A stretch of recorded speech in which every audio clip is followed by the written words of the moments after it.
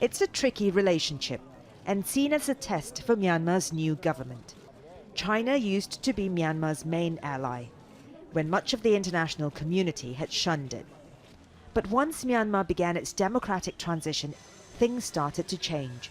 Former President Thein Sein suspended a multi-billion-dollar Chinese-financed project to build a dam that would have supplied electricity to China. That announcement, more than anything, signalled this feeling that had obviously been building for some time within the military regime, that Myanmar had fallen too much into China's embrace. Myanmar's new government now has to decide whether that project and several others will go ahead.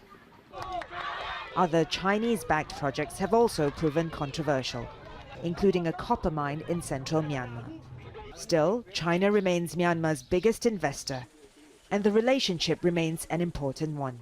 But it's not all about trade.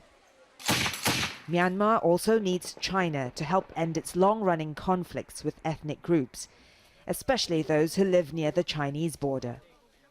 A year ago, fighting between the Kokang minority and the Myanmar army caused tens of thousands of refugees to flee to China, where many still remain.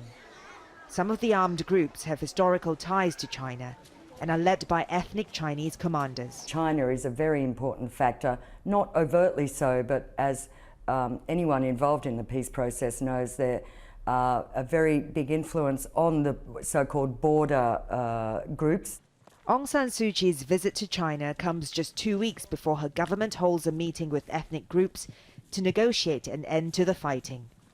And her trip could play a part in how successful that peace conference is. Florence, Looi, Al Jazeera.